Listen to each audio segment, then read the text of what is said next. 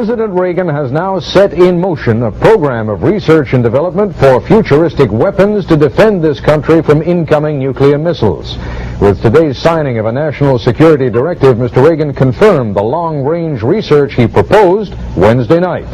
It will improve communications and control systems that are vital to these strategic forces. Applications discussed in the patents included destroying missiles. Communications, control, and disruption were included. There were some other ideas both to possibly modify weather and finally to lift a portion of the upper atmosphere further out into space where hopefully it would be able to deflect missile trajectories. Zap incoming missiles, disrupt global communications, and engineer the weather. What does HAARP do? HAARP is a large antenna where we beam radio frequency energy up into the upper atmosphere, and we create on a small scale what the sun normally does. HAARP uses 1 billion watts beamed straight into the ionosphere for experiments. Picture these strings on the piano as layers of the earth. Each one has its own frequency. What we used to do is beam radio waves into the ground, and it would vibrate any strings that were present in the ground. We might get a sound back like, and we'd say, that's natural gas. We might get a sound back like, and we'd say that's crude oil. We were able to identify each frequency. We accomplished this with just 30 watts of radio power. If you do this with 1 billion watts, the vibrations are so violent that the entire piano would shake. In fact, the whole house would shake. In fact, the vibrations could be so severe underground that could even cause an earthquake.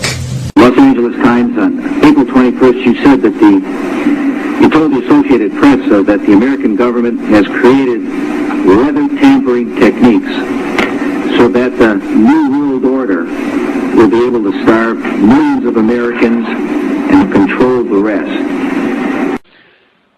And after 1989, President Bush said, and it's a phrase that I often use myself, that we needed a new world order. The chilling new world order where the masters of mind control will become masters of the world. And ready? There's one more. Some people believe the technology being tested here could be used for sinister projects involving humans. Radio waves messing around with people's brain waves. Mind control will be the ultimate non-lethal weapon. Declassified information on mind control, weather manipulation, bioweapons, chemical weapons. While we feel that HAARP is a unique facility, it's not the only one like it in the world. HAARP has some capabilities that we feel are better than some of the others. You can change the frequencies. Dr. Persinger's tests suggest that carefully programmed electromagnetic frequencies can tap into individual brains and influence people's emotions. You can shift the beam so that you can move it from one part of the ionosphere to another, and it has quite a bit more power than some of the other facilities throughout the world that are doing the same kinds of research. The same kind of signals in the same frequency range can affect human mood. The human brain operates on very low frequencies. For example, when we're thinking, actively, we're generating about 13, 14 cycles per second. When we're meditating, we're generating 8 cycles per second. And when we're asleep, the brain waves are running at about 4 cycles per second. And HAARP is capable of generating all of these frequencies. These kinds of signals can control the human brain. And if you can control these frequencies and multiples of these frequencies and various combinations, you can control all kinds of emotions. You can generate happiness, you could generate sadness. You can generate any mood you want. Similarly, using the appropriate fields, we can induce fear and apprehension. I chose what's called a phased array antenna for the patents because it can be aimed. Picture holding your microwave oven in your hands with the door open. Then you can move it around and send those microwaves different directions. And for these applications where I wanted precise control of where the power was, I felt that was the best type of antenna to use. And that is the kind that HAARP has built. Which is well recognized in the literature. He started first using implants in the brain. He then used radio frequency with implants, and eventually he found that energy at 1/50th of what the Earth naturally produces could, in fact, in certain frequency ranges, trigger huge mood swings. This document from Maxwell Air Force Base lays out the use of electromagnetic weapons technologies for debilitating human beings. Using electromagnetic warfare against human beings, you can cause disease, you can cause hysteria, or you can cause passivity for population control.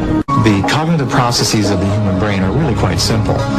And if you understand how they work, you can make entire populations think and decide the manner in which you wish. You can get into their minds. Persinger thinks the implications are chillingly real. Suppose you generate a field that produces fear, fundamental fear, in large numbers of people. And then over the television, more traditional ways, you say, the reason we're having this fear is because of this particular group. And now you start to move the population believing in a direction that you wish. To influence 250 million people, the equivalent of the entire population of the United States, may not be that difficult.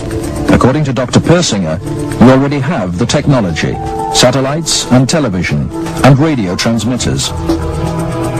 Mind control may already be happening. We know the mysterious PSYOPs plane can beam persuasive sounds and pictures into people's television sets. Will it someday beam disturbing frequencies directly into the mind?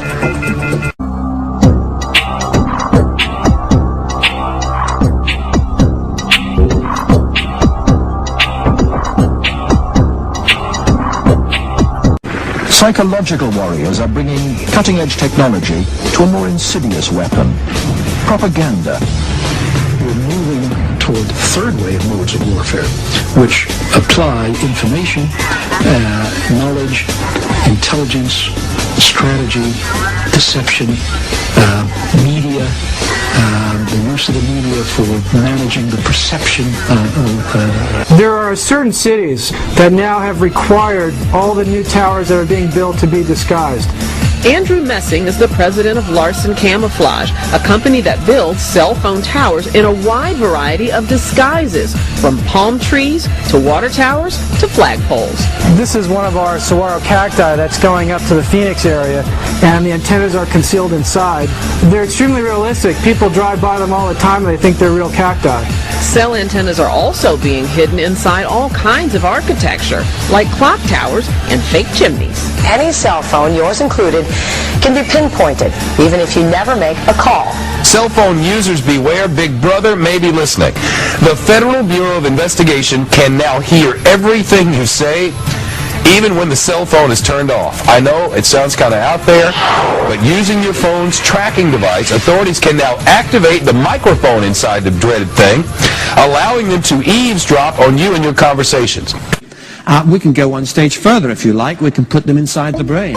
Here are human nerve cells growing onto the surface of an RFID type chip. Human brain cells don't need to be taught to do this. They are genetically programmed to work with computers.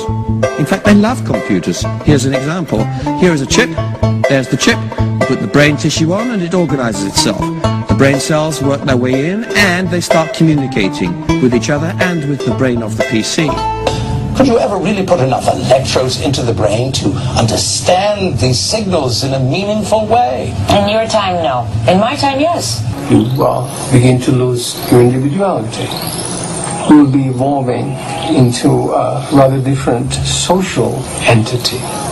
How do you push the electrode to the brain? So what you do is you actually send a certain number of them. You have a bundle, and then the bundle would be, the nanowires would be allowed to float into the bloodstream until they can go no further. Like it or not, though, the brain-computer interface is coming along pretty quickly. And once you figure out how to get a single electrode to accurately record brain signals, it's not too hard to get thousands to work. It's mostly a matter of miniaturization. National Security Agency, the NSA, visited us, and these guys they sort of have a mystique, being members of the intelligence community. The people who came are very smart. They're dressed in suits that cost more than I make in a year. I think some of their interest is potentially sinister. Large segments of our citizens believe that the United Nations is taking over whole blocks of counties in Kentucky and Tennessee, and some of them, they believe that we're going to the concentration camp, and they're going to give our army to Russia and all that baloney. The issue is, we live in an interdependent world. We have to cooperate with people. We're better off than we do. We're better off with NATO. We're better off with the United Nations. Any attempt to achieve world order before that time must be the work of the devil. Well, join me. I'm glad to sit here at the right hand of Satan.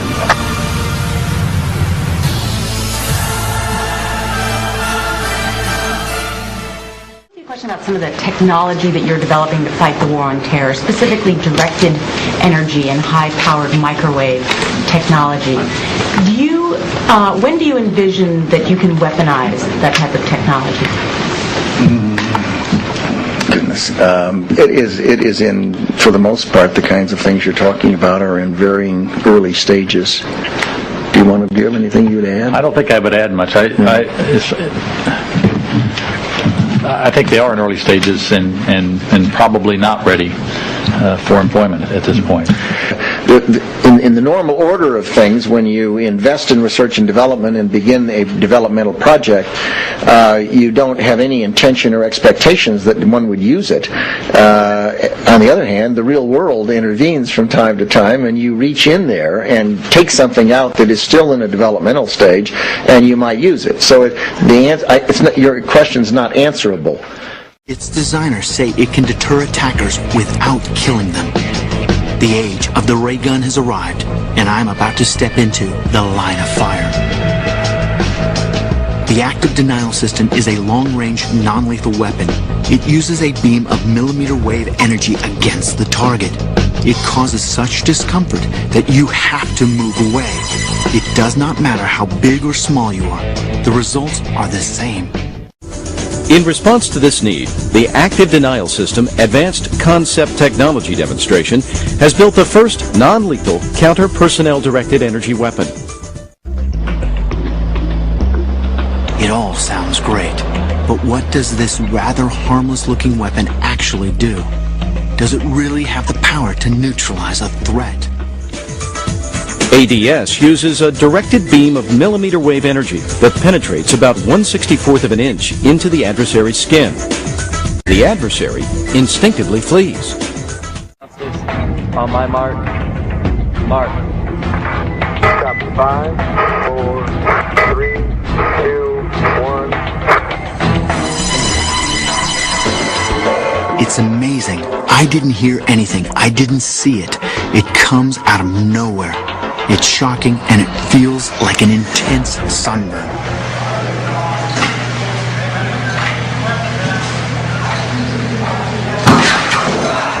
It's not so intense right here, but I can definitely hear it. And now as I start to walk in front of it, exponentially, with each step I take, it gets louder and louder. I'm having to compete with the sound. And now I'm standing right in front. I mean, it is very loud right here. Now remember, that's the minimum level. That's the minimum level. And right here, evidence. Okay. Could you increase it just a little bit? That is very, very, very loud. Okay? It's like getting punched in the eardrum. Really, right. It's like a laser pinpoint toward my eardrum. The reaction we've had from test groups that we've used with this product is that it's like putting on handcuffs. Right. You drop what you've got and you cup your ears. Georgian police also used a unique ultrasound machine which disoriented people.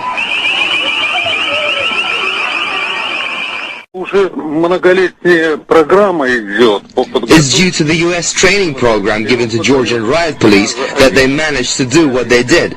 This year, Georgia received over $10 million, more than any other CIS state. Georgian police supplied modern anti-riot machines and up-to-date methods of fighting demonstrators. If they continue to approach, you get a little more stern in your commands. If they get within the 500-yard perimeter, you know they are not there by accident. So then you can flip it into high gear. And the output increases by about 5,000 times per setting of the volume control. And so what I do then is give them some discomfort and go from a voice to a whole variety of tones.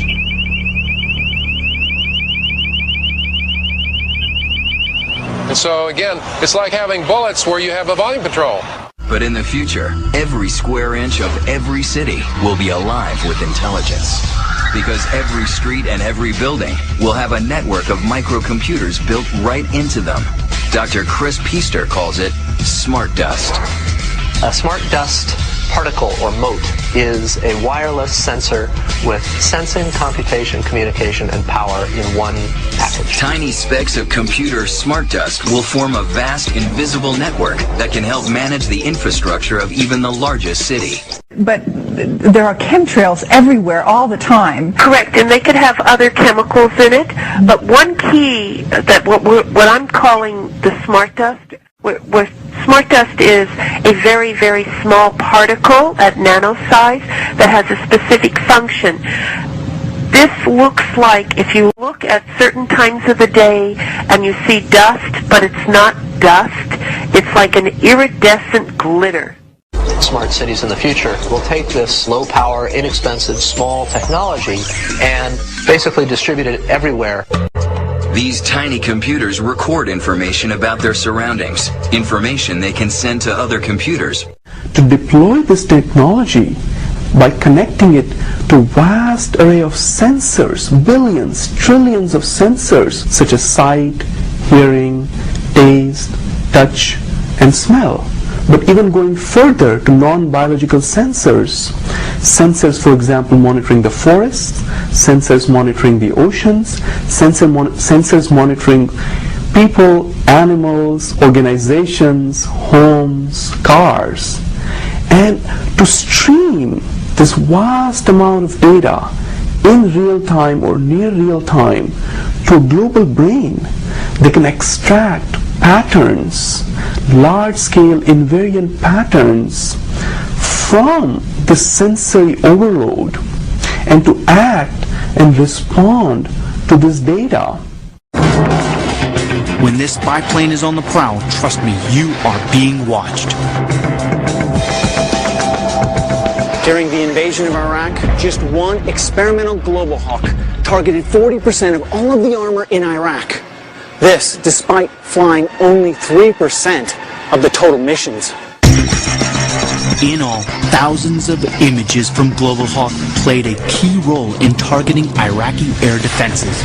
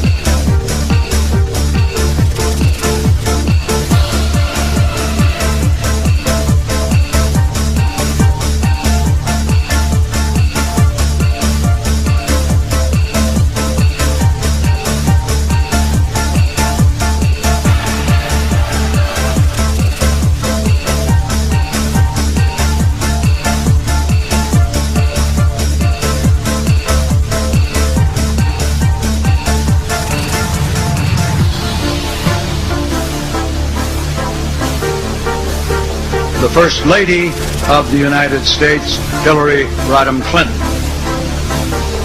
Good evening and congratulations, Walter, on receiving the World Federalist Association Global Governance Award. Missiles, disrupt global communications, and engineer the weather. And ready? There's one more. Some people believe the technology being tested here could be used for sinister projects involving humans. Radio waves messing around with people's brain waves. April 21st, you said that you told the Associated Press that the American government has created weather tampering techniques so that the New World Order will be able to starve millions of Americans and control the rest. We have before us the opportunity to forge for ourselves and for future generations a new world order. World government is the structure necessary for global justice. There's a need for a new world order, but it has different characteristics in different parts of the world. The chilling new world order where the masters of mind control will become masters of the world. Mind control will be the ultimate non-lethal weapon. You can get into their minds and vice versa. You begin to lose your individuality. You will be evolving into a rather different social entity. Could you ever really put enough electrodes into the brain to understand these signals in a meaningful way? In your time, no. In my time, yes. We can go one stage further if you like. We can put them inside the brain. Here are human nerve cells growing onto the surface of an RFID type chip. Human brain cells don't need to be taught to do this. They are genetically programmed to work with computers. In fact, they love computers. Here's an example. Here is a chip. There's the chip. You put the brain tissue on and it organizes itself. The brain cells work their way in and they start communicating with each other and with the brain of the PC. How do you push the electrode to the brain? So what you do is you actually send a certain number of them. You have a bundle, and then the bundle would be, the nanowires would be allowed to float into the bloodstream until they can go no further. Like it or not, though, the brain-computer interface is coming along pretty quickly. And once you figure out how to get a single electrode to accurately record brain signals, it's not too hard to get thousands to work. It's mostly a matter of miniaturization. National Security Agency, the NSA, visited us. And these guys they sort of have a mystique being members of the intelligence community. You know, the people who came are very smart. They're dressed in suits that cost more than I make in a year. I think some of their interest is potentially sinister. Dr. Persinger's tests suggest that carefully programmed electromagnetic frequencies can tap into individual brains and influence people's emotions.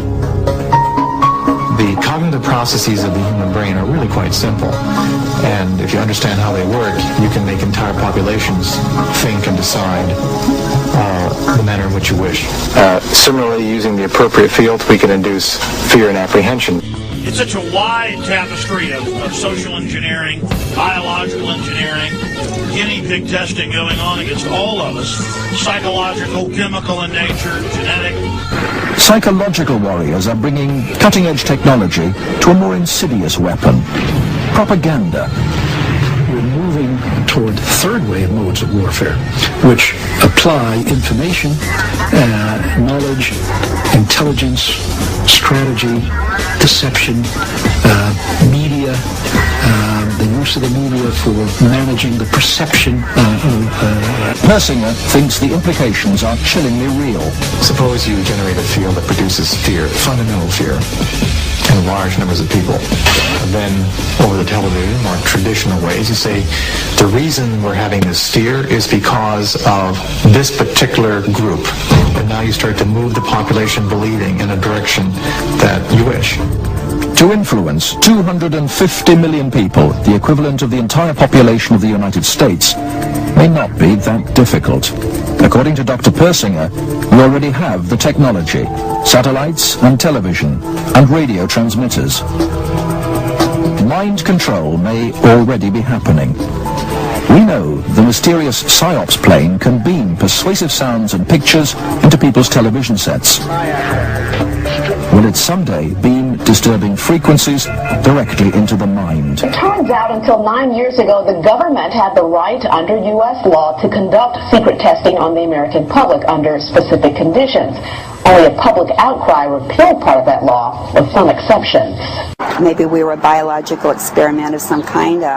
People say the government is up there in airplanes spraying all kinds of chemicals to change or manipulate the weather, leaving what you see there, and they call that a chemtrail. Since the 1950s, whole cities have been bombarded with live bacteria, supposedly harmless, but causing illness and death for some Americans. Later, the 1994 Rockefeller Report concluded hundreds of thousands of military personnel were also subjected to secret biological experiments over the last 60 years. I got sick, my wife got sick, my daughter, everybody that lived here got sick. Everybody in the whole town came down with like a flu, only it was a really hard flu. It didn't last like 7 days, it lasted like 7 weeks to 2 or 3 months. Could a strange substance found by a Southwest Arkansas man be part of a government test? Well, that's the question at the heart of a phenomenon called chemtrails, now getting widespread attention. Another report here, government scientists propose geoengineering Earth's upper atmosphere and then admit they've already been doing it. In the last 6 months, thousands of government publications have admitted they are altering the atmosphere. There's no longer a debate about chemtrails. They just say the details are classified, shut up. They're having it basically added to the jet fuel by law. That way it's compartmentalized. The companies buying your jet fuel have nothing to do with it. It's just done. And the nuclei is being entered into the atmosphere. And they have darkened the Earth by 40% according to NASA. They are terraforming us, altering the atmosphere. Those who fear chemtrails could be secret biological or chemical testing on the public point to the 1977 Senate hearings in particular, which confirmed 239 populated areas had been contaminated with biological agents between 1949 and 1969. And he says they're disposable coffins, I believe he told me. And he says there's 100 at that time. He said there was 125,000 there. They were stacked. He told me 15 high. I asked him who owned them, and he stated that the CDC owned them and that they were leasing the land.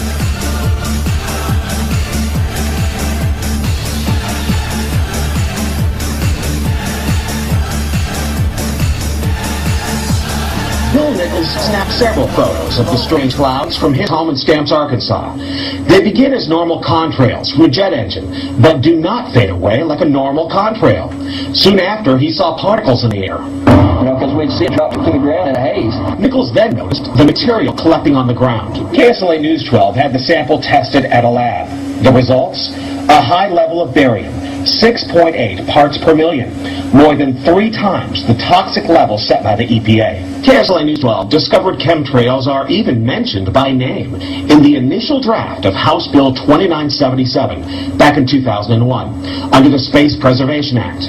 But the military denies any such program exists. And what I found was unusual spiking since the early 1990s in barium, aluminum. Rosalind Peterson of California Skywatch says health department records show a sharp increase in both chemicals in the water supply of Northern California, dating from the time the huge contrails first appeared over her home in Mendocino County. It had to be airborne, because how could it get to such diverse regions of our county? We have jets going in every direction. We wanted to find out exactly what effects barium has on the body. We spoke with Mark Ryan, the director of the Poison Control Center. Ryan tells KSLA News 12 that Short-term exposure can lead to anything from stomach to chest pains. Long-term exposure causes blood pressure problems. Ryan addressed concerns by chemtrail researchers that barium could be meant to wear down a person's immune system. Anything that causes ill effects in the body long-term chronically is going to affect your ability because it's constantly working on the body. So from that aspect, yeah, it's a potential. We'll see how far this clown runs when we're done with it. Starting bearing my V. Got to go. Reading all systems down the line. Your bird is singing loud and clear. Order number 11002 directs the Postmaster General to register all residents, including the mayor, so movement and relocation can be controlled. Privacy advocates say they're concerned these chips could monitor or track people, medical records could be abused, and a person couldn't remove the chip if they wanted to. But how much any device that we connect to the brain is there to help us, and how much it's there to monitor or control us. We should be controlling things. Things should not be controlling us. So suddenly you have not a human.